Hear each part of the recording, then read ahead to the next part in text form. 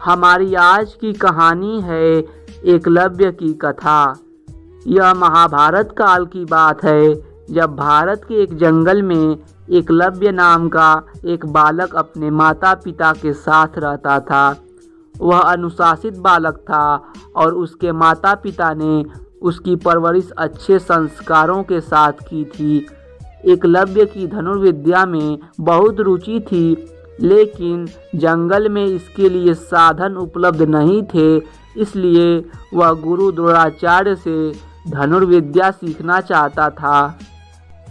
गुरु द्रोणाचार्य उन दिनों राजकुमारों अर्थात पांडव और कौरवों को धनुर्विद्या सिखा रहे थे और उन्होंने भीष्म पितामह को वचन दिया था कि वह राजकुमारों के अलावा किसी को भी धनुर्विद्या का ज्ञान नहीं देंगे। जब एकलव्य अपना निवेदन लेकर गुरु द्रोणाचार्य के पास आया तो उन्होंने उसे अपनी व्यवस्था बताकर वापस भेज दिया।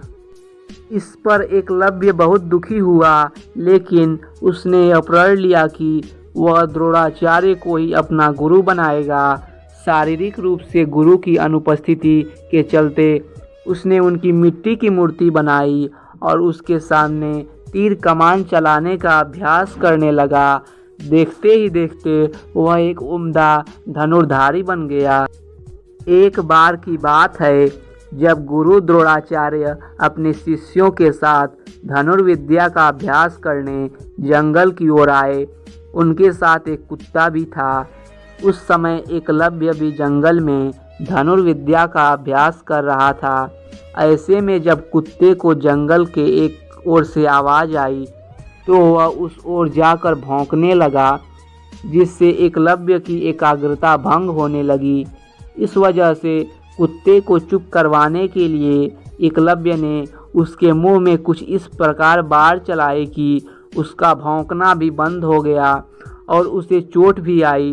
कुत्ता वापस द्रोणाचार्य के पास भाग गया।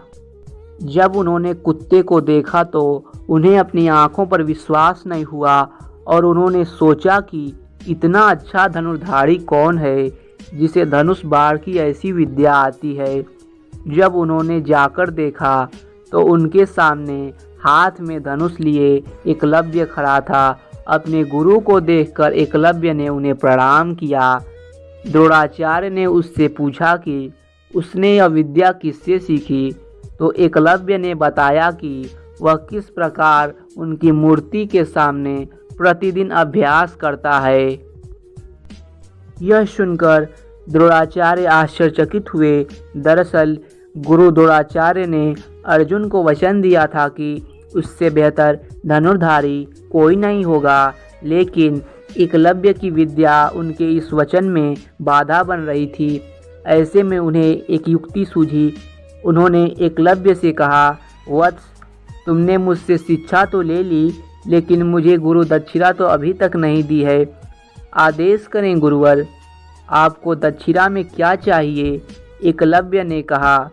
एकलव्य की बात का जवाब देते हुए द्रोणाचार्य ने कहा कि गुरु दक्षिणा में मुझे तुम्हारे दाहिने हाथ का अंगूठा चाहिए।